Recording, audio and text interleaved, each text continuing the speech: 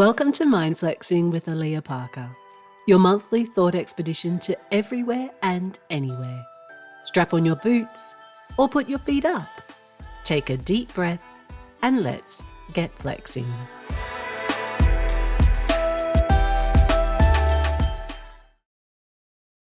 This month, something a little different. Some autofiction from a time when I was in New Zealand about 10 years ago. It's a little story that looks at a scenario in which I didn't realise what was happening until after the fact. And it's something that shows that in life we often don't understand what it is that's unfolding right before our eyes. Enjoy.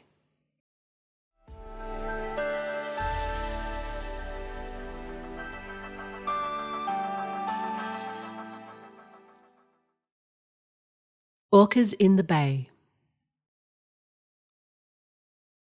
It is noon on the grey coast of New Zealand's Northland. A high tide of grey water under a grey sky and golden grey sand.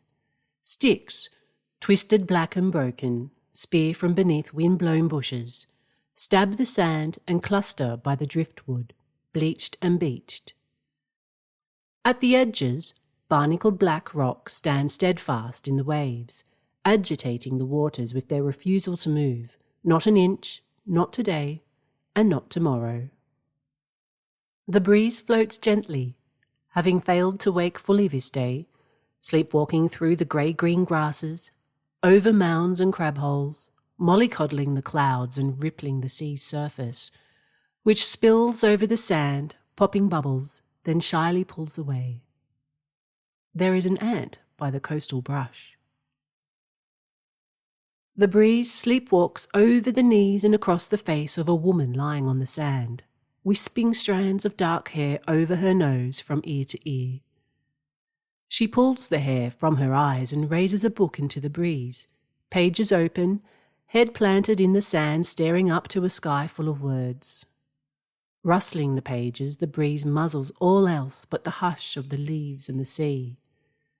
They are indistinguishable, punctuated on occasion by the caw of a gull. From down a sand-blown track that cuts through the thigh-deep green, a man and a woman come, stepping over sticks and on cockles, stepping over the ant, and walking a short way along the curvature of the bay, past the woman with the book, to a decaying driftwood log on the edge of the dunes. They sit and pull sandwiches from a bag. Ham and cheese and iceberg lettuce. Staring out at the bay, they watch as 8 long fins, shiny and black, rise from beneath the water. The fins rise tall in the grey water or the grey sky, one cannot tell, and slowly moving close to the beach, snug against the sand. They are so close they can almost touch the toes of the woman with the book. They huddle in the grey sky water that blankets all that lies beneath, bodiless fins, shiny and black, reaching skyward and arching back like samurai swords that slice the scene. The woman stares up at her words and turns a page. It is a very good book. Out on the boundary of the bay, between the headlands of barnacled black rocks, a single fin patrols back and forth, back and forth. The couple eating sandwiches watch it. They watch the huddling fins, bobbing up and down in the water like boats in the breeze. The fins are so peaceful that the woman with the sandwich says you could step barely 2 meters into the sea, water up to one's hips, and just touch them, slip your hands over their blubbery bodies and down their backs. But she wouldn't dare because she's heard the old whaler tales from Eden and doesn't trust orcas. She doesn't trust humans either. She bites into her sandwich and hears the lettuce crunch between her teeth. The fins are in a circle now, convening. The couple with the sandwiches watch them, curious as to what they are doing on the shore. They watch the woman with the book and wonder if they should tell her she has orcas at her toes. She is staring up at her words and not at her toes as she turns another page of her very good book. In the distance, The fin patrolling the bay has come closer, but keeps well out. The fins on the beach drift and dip below the blanket of water, a little deeper now. From the east, a mother and daughter walk a small dog along the bay. They walk in the wake of the gentle grey wash and its foamy white spill, deep in conversation, and pass between the whales and the woman's toes. The little dog bounces ahead. They don't see the orcas. They are having a very important conversation. How did they not see the orcas? Thinks the woman with the sandwich. Perhaps they did. Perhaps they don't care. Perhaps it's a common sight. We are not from here after all, she tells herself. Perhaps there is nothing remarkable about orcas on a beach in New Zealand. And she takes another bite of her sandwich while her eyes roam over the driftwood and around the bay toward the black barnacled rocks. Perhaps I'm overwhelmed. And she recounts to her husband the time by the St. Lawrence in Quebec when they stopped the night at a hiker's cabin in Forlon, with its timber bunks and stove fireplace, and sat the evening out on the deck by the river. They had the world to themselves, a world of silver and shadow, of shimmering light, of silence, or so they thought, until they were startled by the sound of a giant blowing its nose. A great propulsion, and there it was again, and along the shimmering river beneath them came a pod of minke whales, skirting the riverbank with their flippers. Perhaps it is a common sight.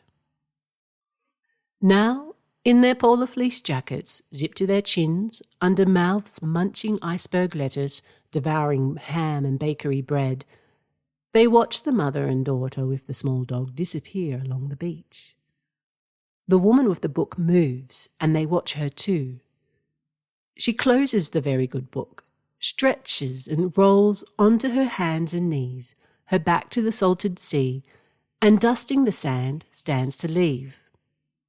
The fins dip deeper into the Davy deep.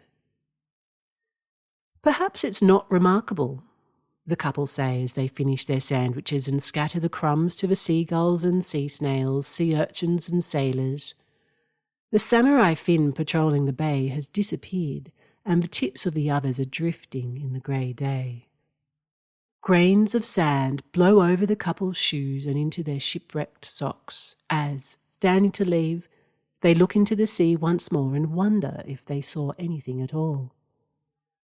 They walk back along the dunes to the sandy track, stepping over the sticks and on the cockles, and are gone. The beach is deserted now, save for the tips of fins barely discernible above the blanket. Beneath the surface, the orcas had come in close, huddling, nuzzling. They had moved gently, fawning over the newborn which, just a sandwich before, had quietly slipped tail first into the world and onto the sand of the sheltered bay. With their noses, the orcas had raised it up to draw from the surface its first breath, forming a circle of protection as it moved its flippers for the first time in the washing warm waters. Then, cradling their new life, their babe, their little love, they drifted gently, rocking into a world that is every bit grey and every bit remarkable, salt-seasoned and shimmering.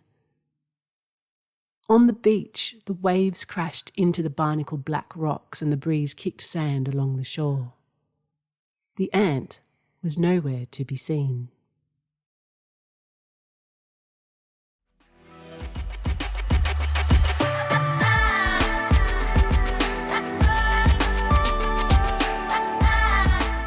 Thank you for mind flexing with me. My name's Alia Parker. If you enjoyed this soundbite, please join the conversation on my page at mindflexing.com.au, which you can also find on Substack. For more of my work, click follow now on your favourite podcast app. I'll be back next month. Until then, keep flexing.